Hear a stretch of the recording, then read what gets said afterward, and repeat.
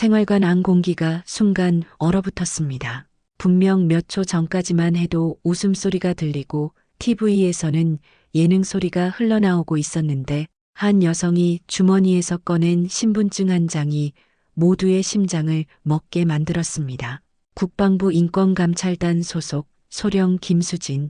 그녀의 목소리는 낮고 단호했지만 그 울림은 고참부터 막내까지 전신을 꽁꽁 묶어버리는 쇠사슬 같았습니다.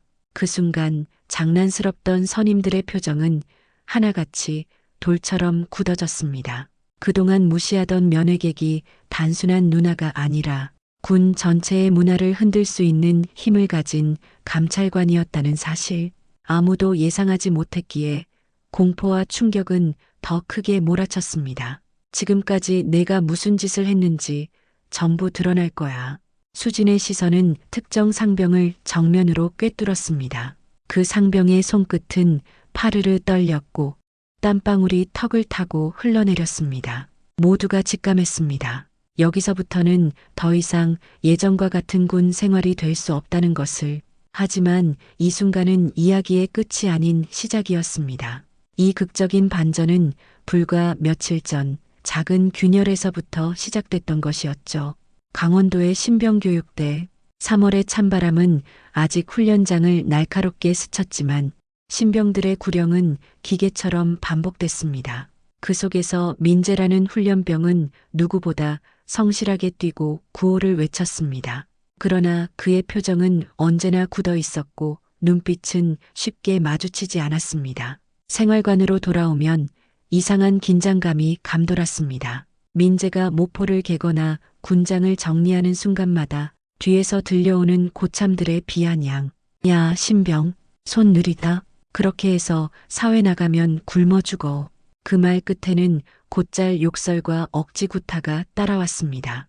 동기들도 눈치를 챘습니다. 민재의 손목에는 종종 멍이 있었고 무릎에도 푸른 흔적이 남아 있었습니다. 하지만 누구도 나서서 묻지 않았습니다.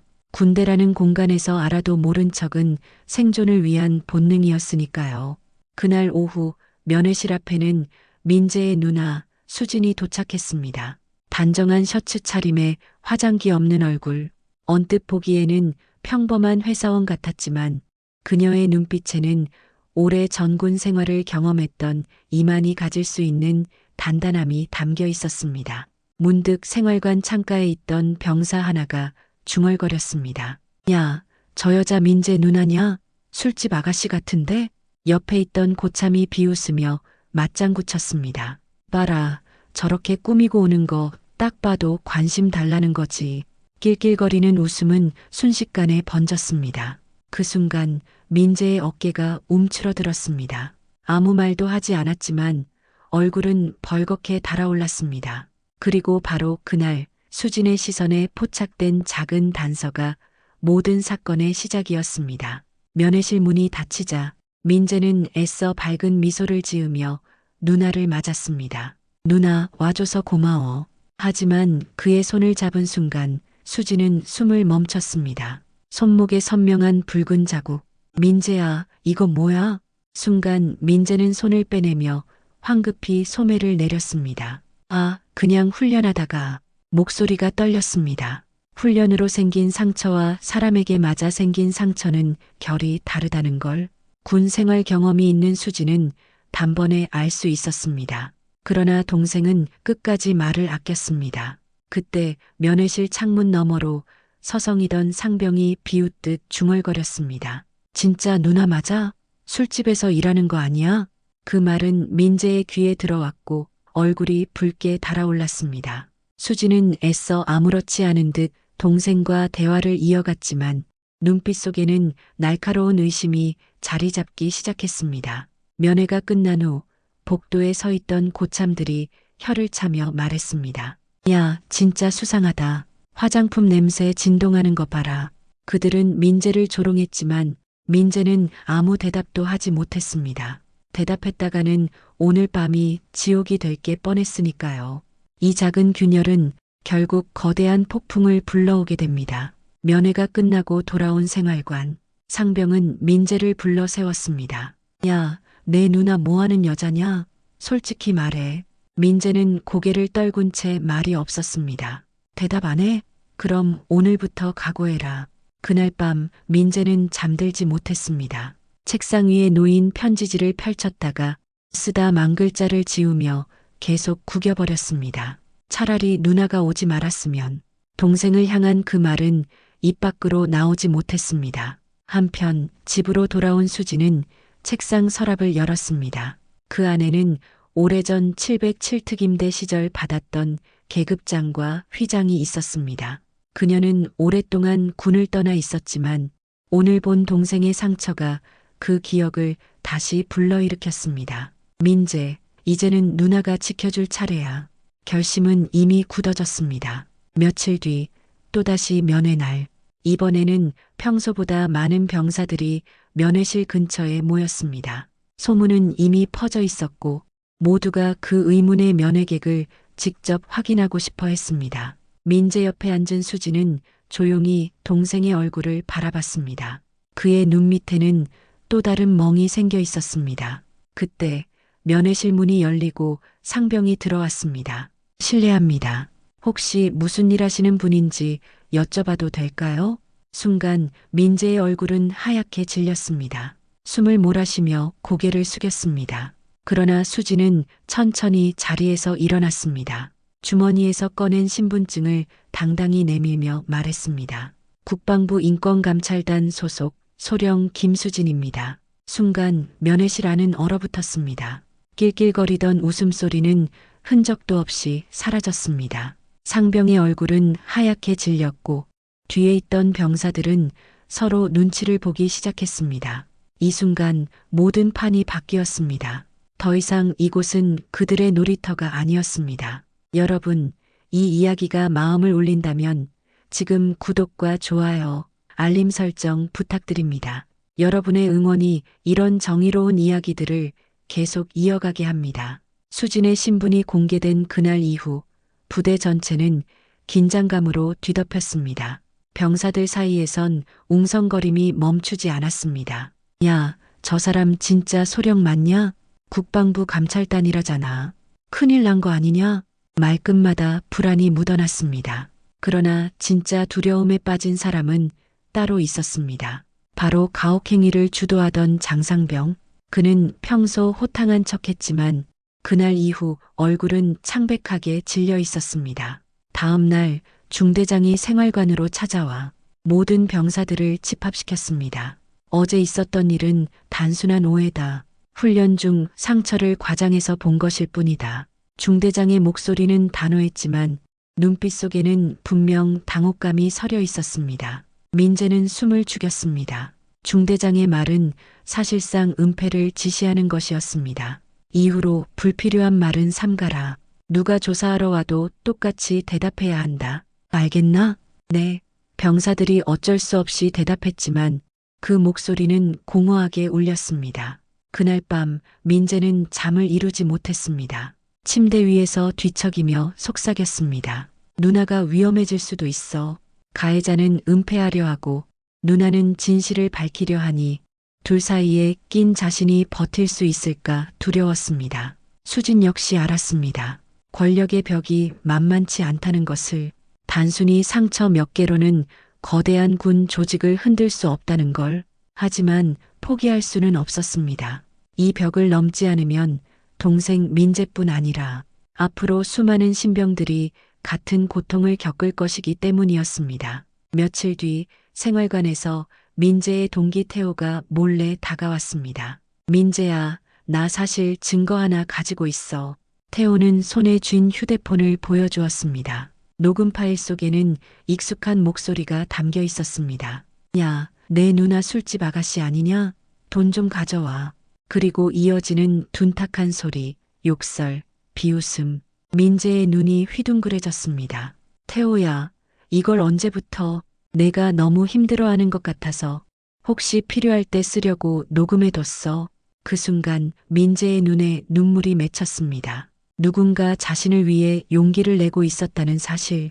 그건 절망 속에서 찾은 작은 빛이었습니다. 한편 수지는 군 검찰에 직접 연락했습니다. 가혹행위 의혹이 있습니다. 증거도 확보했습니다. 군 검찰관은 조심스레 대답했습니다. 소령님, 내부 은폐 가능성도 있습니다. 저희도 돕겠지만 증언 확보가 우선입니다. 며칠 뒤 수지는 태호의 녹음을 들려주며 말했습니다. 여기 있습니다. 이제 시작할 수 있겠죠. 검찰관은 고개를 끄덕였습니다. 이 정도면 감찰팀을 투입할 수 있습니다. 하지만 피해자 진술이 필요합니다. 민재는 두려웠지만 결국 고개를 끄덕였습니다. 더 이상은 참을 수 없습니다. 저뿐만 아니라 다른 동기들도 고통받고 있어요.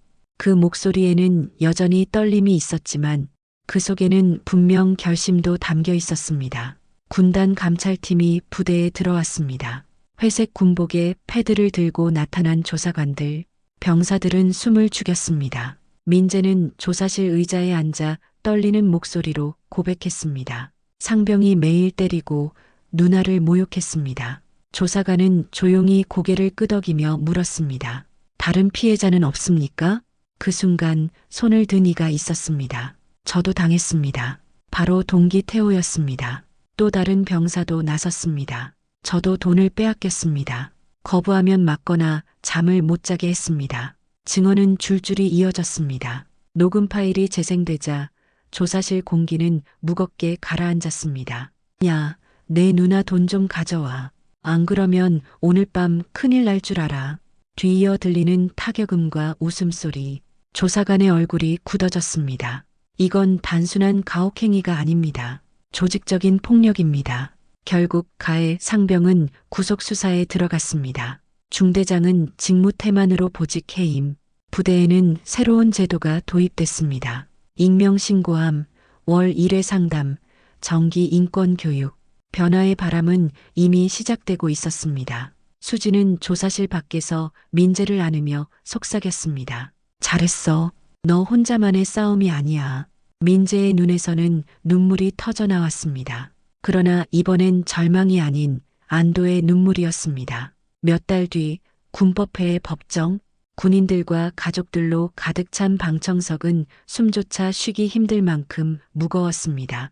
피고석에 선 장상병은 얼굴이 창백했고 손은 파르르 떨렸습니다. 재판관이 단호히 말했습니다. 피고 장상병, 피고는 동료 병사에게 반복적인 가혹행위를 가했습니다. 또한 가족을 모욕하며 돈을 요구했습니다. 이는 군법상 명백한 범죄입니다. 법정 안은 술렁거렸습니다. 변호인은 간신히 항변했습니다. 훈련 과정에서 발생한 오해일 뿐입니다. 피고도 군인으로서 후임을 지도하려 했던. 그러나 재판관은 단호했습니다. 지도라 부를 수 없는 폭력은 군의 명예를 더럽힐 뿐입니다. 판결문이 낭독됐습니다. 피고 장상병, 징역 8개월. 순간 방청석에서 탄식과 환호가 동시에 터져나왔습니다. 민재는 누나의 손을 꼭 잡았습니다. 누나, 정말 끝난 거야? 수지는 고개를 끄덕이며 대답했습니다. 그래, 이제 끝났어. 정의가 실현된 거야. 두 사람의 눈에는 동시에 눈물이 맺혔습니다. 군법회의 이후 부대는 완전히 달라졌습니다. 새로 부임한 중대장은 단호히 선언했습니다.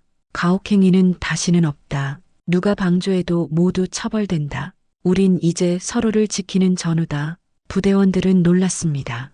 예전에는 상상할 수 없던 변화였습니다. 익명신고함이 설치되고 매달 상담관이 찾아와 병사들의 이야기를 들었습니다. 조금씩 공기 속 긴장감은 사라져갔습니다. 민재는 달라졌습니다. 예전처럼 움츠리지 않았습니다. 후임이 들어오자 그는 먼저 다가가 말했습니다. 힘든 일 있으면 언제든 말해. 여긴 이제 안전한 곳이야. 후임은 놀란 듯 고개를 끄덕였고 민재는 스스로가 달라졌음을 느꼈습니다. 퇴소식 날 수지는 민재를 껴안으며 말했습니다. 수많은 병사들이 내 용기 덕분에 더 안전해질 거야. 민재는 눈물을 글썽이며 대답했습니다. 누나가 아니었으면 난 끝까지 참았을 거야. 그날 저녁 수지는 부대 앞 하늘을 올려다보며 속삭였습니다. 가족은 서로의 방패다. 그리고 정의는 반드시 실현된다. 앞으로도 정의가 반드시 드러나는 이야기.